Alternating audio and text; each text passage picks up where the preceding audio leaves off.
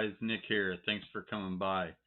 Um, I'm gonna kind of spill my heart a little bit here about uh, not specifics, but about people, but some really incredible stories that some of you have been so kind to share with me.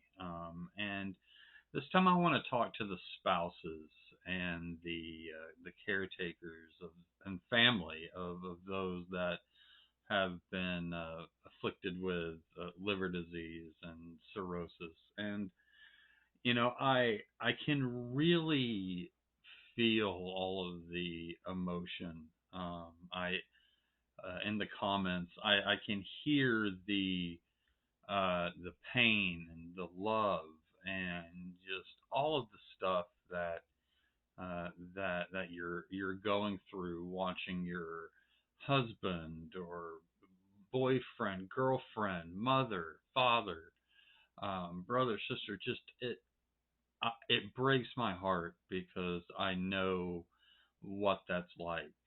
Um, Here at some point in the future, I'm gonna have Carrie actually record one or two, maybe a series of videos about what it was like with me from her perspective and what it's like with me now. Uh, she works from home here in our home office, and uh, she has a great job and a very busy job, and she was balancing taking care of me literally in every sense of the word while still working full time. And she showed me some pictures recently of myself when I was at my worst, and I didn't know that she was taking them. And if you want to see those, I've shared them in my Facebook group. That's in the link shared in the comments. If you want to see them, they were terrifying for me to look at. I didn't know that she was taking them. A lot of you have. So I just felt an urge to kind of to talk to those caretakers and those near of the ones that are sick, and also to the ones that are sick. It's such a selfless thing, and it feels so impossible taking care of somebody that is unable to take care of themselves, and it hurts. Carrie would tell me, I mean, how much it would hurt her to see me because I was stronger, I was bigger, I had a really physically demanding job and was going all the time, and it just broke her heart, and she never faltered. Took me to every single doctor's appointment.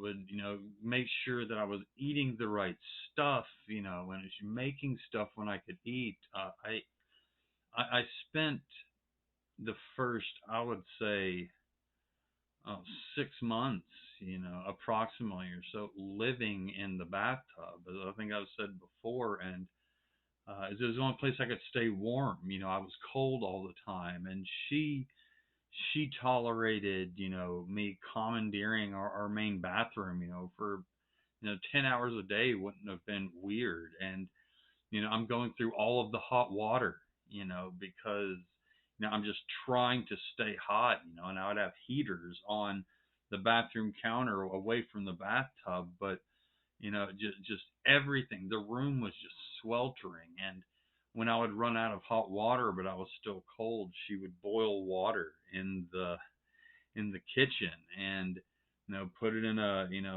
sealed pot and carry it upstairs, and slowly pour it in with the water with me to help me stay warm, and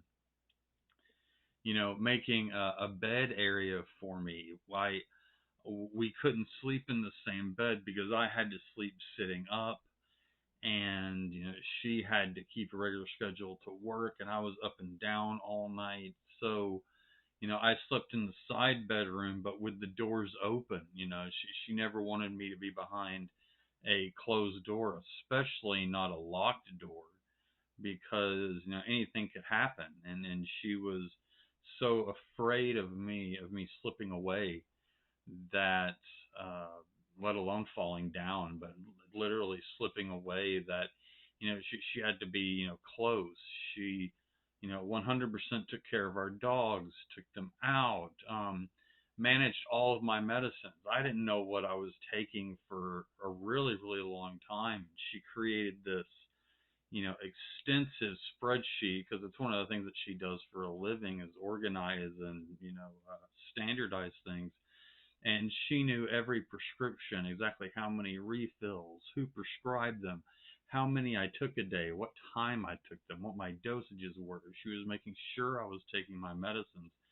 And the loved ones around, those of us that are fighting that battle, it's so hard on them, and I think that it's something that we forget, a lot of times, because, I was so wrapped up, in trying to be healthy. I was appreciative, but I didn't have the capacity, to kind of wrap my head around everything that was going on without my knowledge.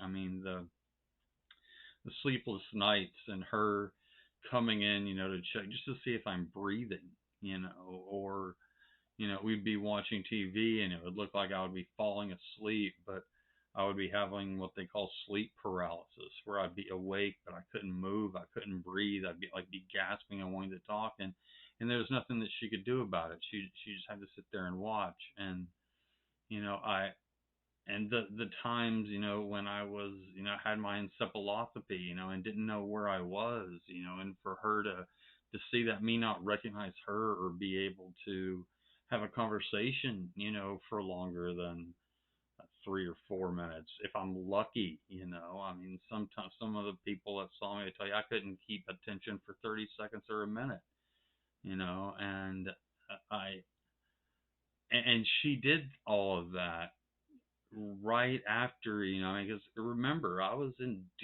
the deep, dark parts of alcoholism, and I had shut her out for a long time. And, and the ones around us, like the folks out there, also the parents and spouses and the friends, and, it takes a toll. And I want to personally thank all of you guys for taking care of the ones around you, and giving them hope, and I hope that these videos that I make, give you hope, and like I said in a previous video a long time ago, your prognosis isn't a death sentence. And, I might have, slightly a different tone in my voice when I'm talking about this. I'm kind of trying to hold it together, because it's a really major thing. I mean, it's a really serious thing. And I just, it's a debt that, that I can't pay back. I don't know how to do that, except for to keep on living, and to do to do the best that I can, because, I couldn't, go through life, without her, and she jokes, with me. She's like, I have way too much time invested in you, she says, for anything. And it, it really means a lot, and, the, for those of you out there that are doing this, I don't want to be repetitive, but you're doing so much more than just taking care of a person.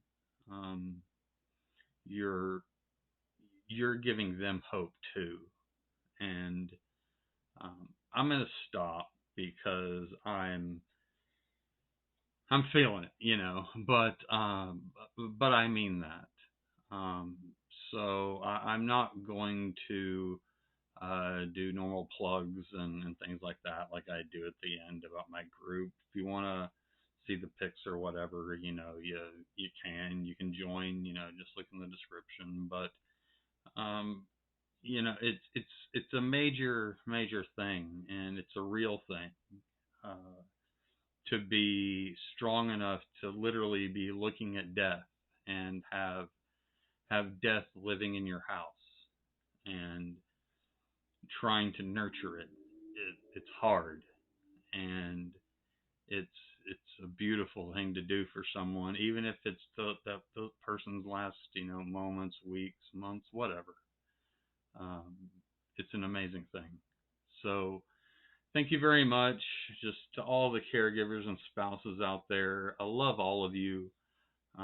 Know that what you're doing does make a difference, and it's you're saving someone's life.